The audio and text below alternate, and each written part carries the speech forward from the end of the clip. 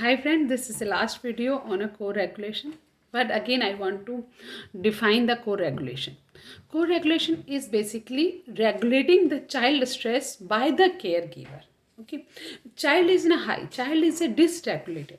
Child is not able to cope up the environment on that time. Then how the caregiver help the child to come out from that dysregulated behavior to a normal. Okay, it's a happen at any time, like you are teaching your child. Okay, the child is feeling anxious, like the task is very tough, or your task is very boring, your task is like child is already overwhelmed because of a certain some this and that reasons. The child is already so many things comes in a child's minds ki he start loss, crying, yeah, he start pulling your hair, he start pulling your dress, he start running away. These all are symptom of dysregulation. Dysregulation का कल मैंने को काफ़ी parents पूछा what is dysregulation. Dysregulation क्या, आप बच्चे को पढ़ा रहे हो, बच्चा रोने लग जाता है खूब जोर जोर से, या कभी कभार कई बच्चे अपने आप को शट डाउन कर लेते हैं कि they just watching you and they are just not listening anything. Okay, nothing is going in their mind. Your child start pulling your hair, child start pulling your cloth, child start spitting on you, your child start crying in such an huge way कि you are not able to understand. Your child start jumping on their chair, you're running here and there, your child start screaming aloud. All these are called dysregulated behavior. Okay, तो first एक correlation is basically connection between care giver and child. एक trust आपको पहले build करना पड़ेगा. जो भी care giver है, स्पेशली मदर ही होती है, फिर फादर भी हो सकते हैं. I am not doubting on a father. Connection between the trust, the child have to be trust on you. ठीक है, जब भी हम एक एज अ पेरेंट हम या कोई भी as a teacher, like teacher के साथ को रेगुलेशन एक्टिविटी करना ज़्यादा ईजी है एज कम्पेयर टू मदर. या study I also explain this, क्योंकि लाइक जब मैं किसी और स्टूडेंट को पढ़ा रही हूँ तो I am not so much emotionally connected with that child. ठीक है, but when I am teaching my son I am connected emotional more with that my own son. Okay, तो डिसकनेक्शन मेरे को अपने बेटे के साथ करना थोड़ा सा टफ होगा एज कम्पेयर टू मैं अगर कोई और बच्चा मेरे पास, जैसे 4 years का बच्चा मेरे से पढ़ता है, तो डेट 4 years चाइल्ड को वो बहुत जल्दी रोना आ जाता है. लाइक मैं अपने आप को उससे डिसकनेक्ट होके मैं उसको रेगुलेट बेटर ज़्यादा कर पाती हूँ एज़ कम्पेयर टू जब मैं अपने बेटे को पढ़ाती हूँ. तो मैं उतना अपने आप को मेरे इमोशंस भी लगे होते हैं कि I feed him, I did I this and that. तो वो सारी जो अटैचमेंट होती है ना, वो भी एज अ मदर को रेगुलेट करने में टफ होती है. जब भी आप अपने बच्चों को रेगुलेट करना चाहते हो तो पहले चेक करो you are a self regulated or not. Check with yourself. तो first point is check in yourself कि you are regulated or not regulated. You are adding, आप बच्चे को जो डिसरेगुलेटेड है आप उसको कहीं चिल्लाने, आप भी बच्चे के साथ स्क्रीमिंग एंड शाउटिंग करके उसके साथ आप उसको और डिसरेगुलेशन को और हाई कर रहे हो, या आप चुप रह के शांत रह के उसको अपने साथ शांत कर रहे हो. Cut my point. तो you should be first calm and regulated and you are in a green zone. Only then you able to work with your child. Only then you need to be work with your child. उसके लिए सबसे पहले आप अपने आप को शांत करो.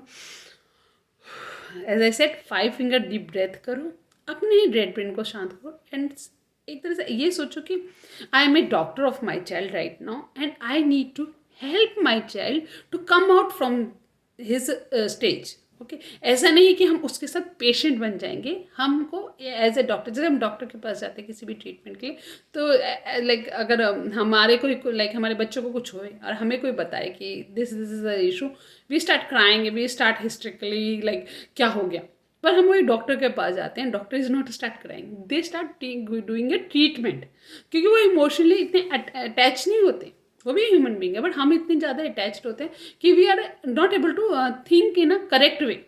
ओके, तो यू जस्ट मैं लाइक लास्ट 6 months से मैं बहुत कोरेगुलेट, मैं यही सोचती हूँ कि right now he is a dysregulated, I can't be dysregulated. He is the guy who need my help. Okay, अगर I want to give him a help तो I need to be separate. Okay, I am his doctor right now, and I need to be give a helps to him. rather than thinking कि मैं इसकी mother हूँ and this and that thing. No, this is not going to help him and help me in that moment at least. बाकी time कितना भी emotional सोच लो, पर जब बच्चा खुद ही डिसरेगुलेटेड हो रहा है उस समय आप उस चीज़ को कट डाउन करो एंड थिंक दैट कि आई एम हिज डॉक्टर या her doctor, I need to help my child to come out from this dysregulated. Okay. And third second हो गया, टेक अ डीप ब्रेथ. आप अपने आप को शांत करो, अपने आप को बच्चे से डिटैच करो. थर्ड हुआ, टॉक स्लोली, धीरे बात करो उस समय एंड कामली. आपके फेशियल एक्सप्रेशन पे, मेरे एक थेरेपिस्ट थे, बहुत अच्छा थे, जब भी like my child was disappointed तो उनके फेस पे कभी भी गुस्सा एंगर नहीं आता था. वो मैंने उनसे लर्न किया कि अगर इस ये जैसे डिसरेगुलेटेड है तो मेरे फेस पे एक कामनेस होनी चाहिए, मेरी बॉडी में ही एक कामनेस होनी चाहिए. ओके. अगर मेरी पूरी बॉडी ही काम होगी, कूल होगी, it's okay Shivam, I can understand, it's very hard time, but ठीक है, सब ठीक हो जाएगा. तो मेरी जो बॉडी ही, जब पूरी होल बॉडी, को रेगुलेशन में whole body is talking to the other child. हमारे चिल्ड्रन वैसे भी बहुत इंटेलिजेंट होते हैं, they are understanding our whole body gesture, हमारा बॉडी कैसे रिएक्ट हो रहा है वो बहुत ज़्यादा समझते हैं. हमें लगता नहीं समझते, but they are more intelligent. तो दे आर अंडरस्टैंड. इवन हमारे बच्चे क्या, कोई भी बच्चा, लाइक मेरी नॉर्मल लड़की भी है, उसको भी मैंने देखा कि शी इज़ वेरी लाइक अपने पेपरों के टाइम थोड़ा एंशियस होती. तो अगर मैं कहती हूँ इट्स ओके, हो जाएगा, पेपर निकल जाएगा, हमने भी पास किया था, तुम भी पास कर लोगे, इट्स नॉट सो टफ. तो जब मेरी होल बॉडी ही उसको काम डाउन करती है, होल मेरी आवाज़, मेरा तरीका, तो दूसरा बंदा अपने आप ही शांत होता है. तो your whole body talk slowly and calmly. Use few word, at least with autistic children, use few word. Support silence. Use timer. मैंने टाइमर ऑलरेडी शेयर किया. Timer, quiet time, break time, कुछ भी दे सकते. मैं लाइक आज ही हमारा था, हमारा ABA का सेशन चल रहा था, अचानक से इसको कुछ पसंद नहीं आया कोई भी काम. हमने कुछ नहीं कहा, हमने कहा this is your break card, just keep a break card. और हमने अपने टाइमर मोबाइल पे करके रख दिया. मैंने कहा Shivam, I can understand, already session 2 hours का हो चुका है, बहुत लंबा सेशन है. We all are a calm down our self. बस हमने उसके सामने ब्रेक कार्ड रखा, टाइमर रखा 5 मिनट का. हमने भी, मैं, मेरी थेरेपिस्ट और शिवम, हम तीनों चुपचाप से बैठे रहे. तो use a timer, use a quiet time, break time card. कोई भी पेपर ले लो, उस पर लिख दो ब्रेक, लिख दो पर, ठीक है. This break word will help you must. मेरे थेरेपिस्ट ने भी, हम दो लोगों को लगा ये ब्रेक लिखने से, और ब्रेक उसको बार बार उसको हम बता रहे हैं, तो इन फ्यूचर जब वो कभी और मेल्ट डाउन या कभी और उसको हाई होगा, तो he will say give me break for 5 minute. तो अगर हम उसे बार बार कहें कि break for 5 minute, break for 5 minute, तो obviously after some time he will understand कि break, give me break for 5 time. तो use few words, use timer, quiet time, break time. Some children is not ready to do any verbal conversation at the time of their, वो बस उछल रहे हैं, jump कर रहे हैं, रो रहे हैं hysterically, अपने आप को मार रहे हैं. They are not ready to talk to you. उस समय आप बस चुपचाप ही उनके साथ बैठे रहना. हाँ, एक और पॉइंट, सेफ बैठना. ये नहीं कि बहुत क्लोज मत बैठना कि वो आपको हिट बाल खींच रहे हैं, आपको बाइट कर रहे हैं, या आपको लाइक अभी कुछ दिन पहले ही स्कूल में एक्सीडेंट होता कि बहुत पास मत बैठना. Keep distance. ओके. क्योंकि वो लोग इतने ज़्यादा रेड जोन में हैं, they are not able to understand कि वो क्या कर लेंगे. लाइक तो कीप अ डिस्टेंस, कि वो आपको बाइट ना कर लें, आपके हेयर पुल ना कर लें, आपको खींच ना दें, आपको थप्पड़ ना मार दें. तो कीप अ लिटिल डिस्टेंस. उन टाइप के बच्चों के लिए आप थोड़ा सा अपने आप को सेफ डिस्टेंस में करके चुपचाप बैठे रहना. आई कॉन्टैक्ट मत देने को. आई कॉन्टैक्ट बार बार देने से is not going to help the child. Eye contact मत देना, बस उसको देखना, okay fine, I can understand. और keep an a safe distance, कि you are also safe. Because अगर आपको कोई हिट होगा तो शायद आप उतना अपने आप को रेगुलेटेड नहीं रख पाओगे. ठीक है. इमोशंस को सेपरेट पढ़ाना, ये जैसे मैंने अपने इमोशंस की एक बुक बनाई है, ठीक है. इसमें इमोशंस हैं इस टाइप से, ठीक है. तो इसको अलग से इमोशंस पढ़ाना. और हर इमोशंस के ना आप फेशियल एक्सप्रेशन, जब वो इमोशन आप में आता है तो आप क्या करते हैं, ई, आपको गुस्सा आता है ई करो, आपके एब्रोज हो रही है, आपके फेस पे हो रहा है, आपकी हार्ट बीट हो रही है, ये सब अलग सेपरेट जब इमोशन का टीचिंग करो तब समझाना। हैप्पी हो रहे तो स्माइल आ रही है, your lips is smiling, you are feeling happy, तो this is the happen when time of feeling है। मैं कहोगे तो एक अलग इमोशंस का अलग बनाऊंगी कि मैं इमोशंस कैसे पढ़ा रही हूँ अभी प्रेजेंटली। तो इमोशंस को बहुत ज़रूरी है हमें पढ़ाना अलग से, जिसमें हम जनरली अभी तो मेरे फ़िलहाल है कि ये चारों इमोशन वो अपने में महसूस कर सकें, अपने में बता सकें कि मैं हैप्पी हो रहा हूँ, सैड हो रहा हूँ, स्केर्ड हूँ या मैड हूँ। ठीक है, जनरली बच्चे कार्ड्स में बता देते हैं। मेरा बेटा बहुत जल्दी ही कार्ड्स में बताने लग गया था, और अगर मेरे फेस पे आ रहा है इमोशन वो भी बताने लग गया था। पर अपना इंट्रोसेप्शन मतलब खुद के इमोशंस के बारे में, वो जब भी रो भी रहा हो तो भी पूछो कि how are you feeling, I am happy. वो हंग्री भी है तो भी पूछो कि how are you feeling, happy. तो he it's means that he is अपना इंटरनल इमोशंस को नहीं बता पा रहा। ओके, तो इससे भी आप सिखाने की कोशिश करिए। जब वो गुस्से में भी होता है तभी भी मैं कहती हूँ you are an mad, you are doing this, your face is this, you are an happy, you are dog वगैरह देख के या कुछ देख के यू आर फीलिंग स्केयर्ड। तो आपको बच्चे का आप zone of regulation of emotion तब पढ़ करवा सकते हो जब बच्चे को अपना इंट्रोसेप्शन ऑफ इमोशन पता हो। तो इमोशंस को अलग से पढ़ाना, बट एट द टाइम अगर बच्चा थोड़ा बड़ा है या छोटा भी, मैं तो कहती हूँ छोटे से ही स्टार्ट कर दोगे, तो इस टाइप की मैंने एक 4 पेजेस का एक फोल्डर बनाया है। ठीक है, इसमें ये इमोशंस हैं। तो मैं उससे पूछूंगी, okay Shivam, I can understand you are feeling mad, it's okay.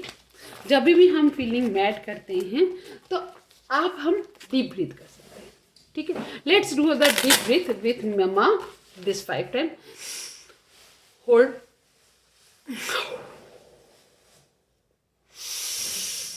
Hold,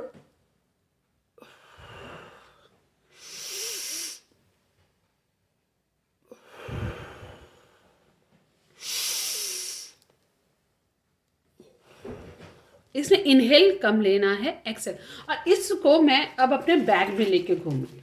हम लोग सैटरडे संडे भी घूमने गए थे, हम हर वीकेंड ही घूमने जाते हैं, हम बहुत घूमते हैं। तो हमेशा मैं अपने बैग में रखती हूँ, कोशिश करती हूँ कि अगर आउटसाइड उसका प्रॉब्लम हो तो हम डीप ब्रेथ में और वो फिंगर में करें।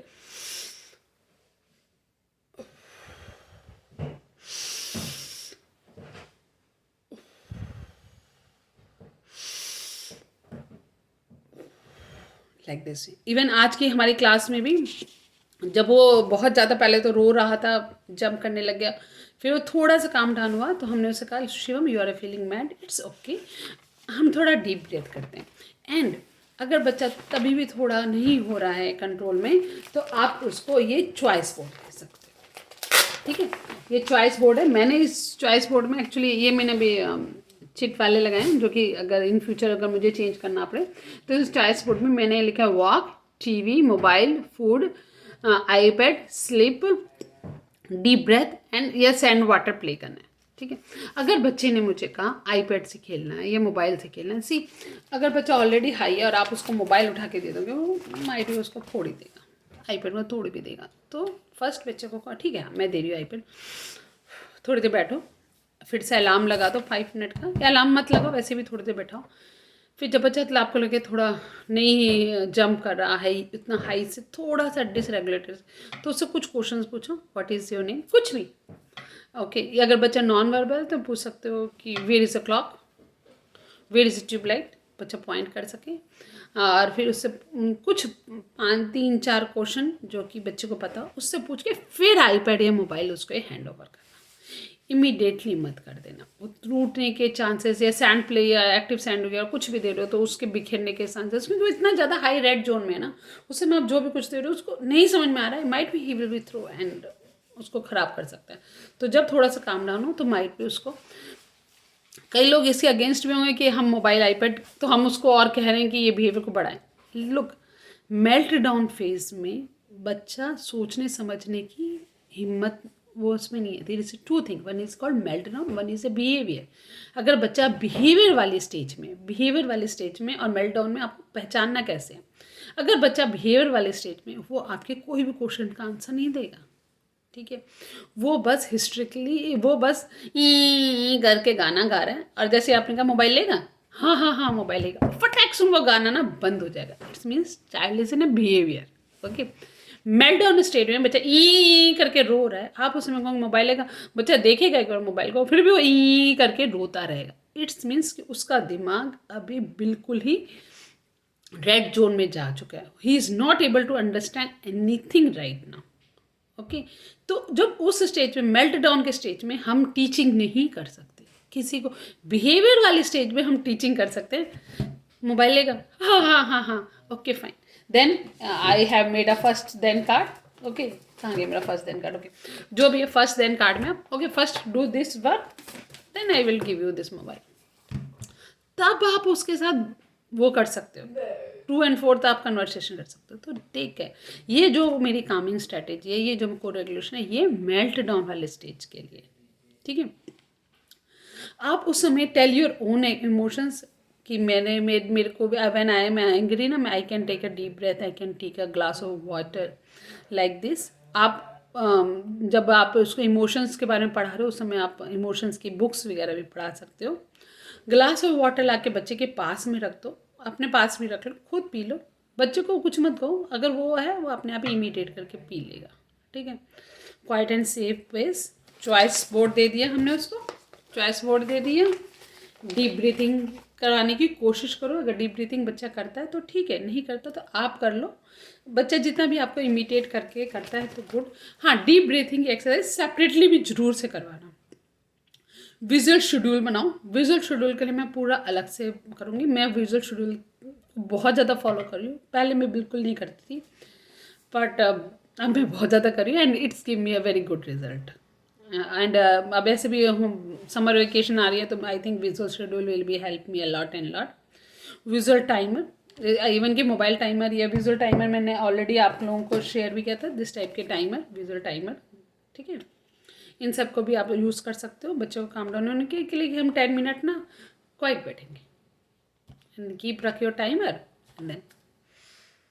ठीक है, कंसिस्टेंट एंड प्रिडिक्टेबल रूटीन। अगर आप जो भी आपका विजुअल शेड्यूल बन रहा है उसी के अकॉर्डिंग चलो, कोशिश करो कंसिस्टेंट है कि डेली मॉर्निंग में बच्चा उठ रहा है, स्कूल जा रहा है, घर आ रहा है, या होम स्कूलिंग भी कर रहे हो तो घर में कैसे कैसे उसका एक प्रिडिक्टेबल रूटीन है। कि जैसे हमारा जितने दिन स्कूल नहीं जाना होता तो ये होता है कि सुबह 10 o'clock हम पढ़ाई करते हैं, फिर 11 o'clock पार्क जाते हैं, फिर ऐसे इस टाइप से हमने एक प्रिडिक्टेबल रूटीन उसके दिमाग में चलता है। तो एक कंसिस्टेंट प्रेडिक्टेबल रूटीन, जेंटली उड़ना, हग और स्माइल, अगर पोस्ट कोशिश करो मुस्कुरा भी दो, और हो सके तो हग भी कर लो। ठीक है, और जो कई बच्चों के ना रेड जोन काफ़ी लॉन्ग टाइम तक चल रहे होते हैं। ठीक है, और अगर बच्चे का लॉन्ग टाइम रेड, तो do the more and more physical and park outside. कुछ नहीं आता आर्ट्स वार्ट एक्टिविटी में, रन करना शुरू, वो वॉक करवाना शुरू करो। मैंने एक फिजिकल एक्टिविटी का एक और वीडियो बना रही हूँ, जिसमें मैं कैसे से फिजिकल एक्टिविटी करवाती हूँ, वो मैं जरूर डेफिनेटली शेयर करूँगी। उसमें ये है कि मैं ज़्यादा नहीं स्ट्रेस लेती, क्योंकि like I wake up at 6 o'clock, he wake up at 7 o'clock, और वो उतना एक्टिव भी नहीं होता घर में। मुझे सवेरे सारा it's too much house hold chores, तो मैं कोशिश करती हूँ जब मैं इससे फिजिकल एक्टिविटी कराऊँ तो I take a rest and he do the physical activity. तो मैं, और ऐसे भी ही इज़ अ 12+, तो I can't do as much as his physical activity, तो मेरे को अपने आप को भी सेव करके रखना है। तो I just sit in one place and he do the physical activity alone. तो I will share that video too. अपनी एक्सपेक्टेशंस को ब्रीफ रखो, करेक्ट स्टेटमेंट्स दो, break down the challenging activity. मैंने कल भी कहा था, आज भी कह रही हूँ। जैसे कि अगर बच्चे को मैं 10 मैथ के क्वेश्चंस देती हूँ, 10 मैथ के क्वेश्चन नहीं कर पाता, तो देखो कि कहाँ पे जाके वो डिसरेगुलेट होता है। 6 के बाद वो डिसरेगुलेटेड होता है, तो 6 क्वेश्चन देना शुरू करो। 4 के बाद रिसेट लौटे तो 4 क्वेश्चन देना शुरू करो। फिर धीरे धीरे धीरे धीरे 4 का 5 करो, 5 का। ये नहीं कि मैम ने कहा है 10 देना है तो हम 10 ही क्वेश्चन देंगे। चाहे बच्चे ने 6 के बाद 10 तक करते करते पूरा रोना धोना मचा दिए हैं, और उस 4 क्वेश्चन की वजह से मेरे आगे के 3 घंटे बच्चे ने बस रोने रोने में निकाल दिए हैं। This is not a learning. See, मैंने बहुत सारी मिस्टेक्स की हैं, बहुत सारे गलत लोगों से भी समझ के गलत तरीके भी अपनाए हैं। जैसे कई लोग मार देते हैं अपने बच्चों को। हाथ मत लगाना, अपने आप को सेफ रखना, ये मैं ज़रूर कहूँगी। अगर बच्चा आपके हेयर पुल करता है तो अपने सर पे कुछ कपड़ा बांध दो, बट बच्चे को कहीं पे भी हिट करना, is not going to help you, it is going to be damage definitely. ये अपने आप को बहुत लाउड वॉइस कर देना, ये हमेशा बच्चे के सामने एग्रेसिव होके खड़े हो जाना कि see I am more stubborn than you, this is not going to help any child. उस समय बेशक बच्चा दब जाएगा बट वो बच्चा लर्न नहीं करेगा. ठीक है. और टेक केयर, बच्चे की स्लीप और फूड को लेके डेफिनेटली टेक केयर करना. फूड में विटामिन डी आजकल और आयरन बहुत ज़्यादा है, स्लीप के लिए भी डेफिनेटली टेक केयर करना. तो hope this will help you. अभी बस पढ़ रही हूँ. तो now I am reading all my points to again because I saving this one. Check yourself, take deep breath by parent, talk slowly and calmly with the child, use few words, supportive silence, use timer, quiet time, break time. Some children is not ready to for verbal conversation, help then quiet time. Start taking a deep breath and encourage child to imitate you. Talk about emotions.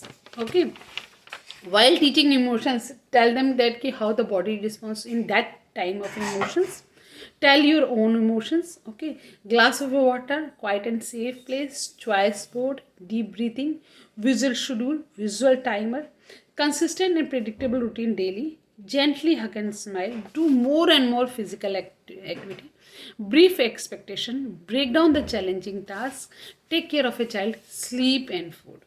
So hope it helps you and this one you can carry at any place. मैंने बनाया, आप भी कुछ भी बना लेना अपना any place. हाँ, अगर बच्चा आउटसाइड में कभी भी आपको लगता है, इट कैन हैपन एनीवेयर. ठीक है. तो हम मेरे हस्बैंड की सिंपल स्ट्रैटेजी, अगर ये बाहर स्ट्रिक्टली रोने लग गया या किसी चीज़ ऐसी चीज़ के लिए डिमांड करे जो हम नहीं दे सकते, हम में से एक उसी समय अपना ब्रेक करता है, इसको लेते हैं और गाड़ी में बैठ जाते हैं, इसको पानी पिलाते हैं और वो बंदा एसी चला के गाड़ी में बैठा रहता है. जनरली मेरे हस्बैंड गाड़ी में बैठते हैं. अब मैं अपनी शॉपिंग जो भी मैं कर रही हूँ वो शॉपिंग करके आते हैं और हम इसे समझा देते हैं आराम से. अगर ये समझने के मूड में होता है किसी, तुम बहुत रो रहे थे, तुम नहीं बहुत परेशान थे, इसलिए हमने तुम्हें गाड़ी में बिठा दिया. ओके, और हम मम्मा शॉपिंग करके आ रहे हैं. तो इससे कहीं ना कहीं उसको वो ये भी समझ में आता है कि मेरे को अगर मार्केट जा रहा हूँ तो मेरे को अपने आप को काम डाउन रखना है. तो इस स्ट्रैटेजी से भी मेरे को बहुत हेल्प मिली थी, क्योंकि बिगनिंग में हम किसी भी मॉल वगैरह में इंडिया में घूमते थे, इसने मांग लिया भाई मुझे तो ये चाहिए पॉपकॉर्न, हमने नहीं दिलाया, इसने रोना शुरू किया. हम बहुत समझाते थे उस समय, फिर हमने धीरे धीरे रियलाइज़ किया कि ये समझाने कुछ समझ में नहीं आता इसे. मेरे हस्बैंड उसे अब जैसे ही कोई कुछ मांगता है ना, अगर हम दे सकते हैं हम दे देते हैं, उसका कार्ट में रख देते हैं. अगर हम दे नहीं सकते तो हम कहते हैं नहीं देंगे. अगर उसने उसके बाद रोना शुरू किया, इसके पापा कहते हैं ठीक है let's Shivam go to a car. हम चुपचाप उसे कार में ले जाके एसी चला के बिठा देते हैं एंड मैं शॉपिंग करके आ जाती हूँ.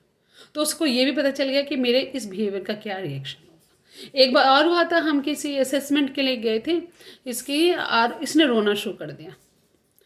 पता नहीं उसको उस टीचर की शक्ल अच्छी नहीं लगी, क्या नहीं अच्छा लगा. तो अभी भी उस टीचर ने भी हमें यही कहा था कि आप एक को चले जाए. तो मेरे हस्बैंड इसको लेके कार में बैठे रहे और फिर मैं बाद में पूरा असेसमेंट लेके आई थी. तो आपको दोनों को मिलके डिसाइड करना चाहिए कि हम क्या करें. अकेले में क्या करोगे, अकेले में भी मैंने ये सब झेला हुआ है कि मैं अकेले इसको लेके कहीं गई हूँ और इसने रोना शुरू कर दिया. तो उस समय मैं बस चुप हो जाती हूँ और कहती हूँ चलो घर, और जो भी हम शॉपिंग कर रहे हैं उसको छोड़ छाड़ के हम घर आ जाते हैं चुपचाप से. क्योंकि अलग समझाना कोई फ़ायदा नहीं करता. और सामान भी आप कितने सामान दिलाओगे, एक दो, इनकी लिस्ट, मेरे बेटे की तो लिस्ट एंड लिस्ट ही ख़त्म नहीं होती. तो बी पॉजिटिव. मैंने यही देखा कि जब भी वो स्ट्रेस में हो, डिसरेगुलेटेड हो, तो मैं हमेशा कहती रहती हूँ everything will be okay and fine. Everything will be okay and fine. Thank you so much.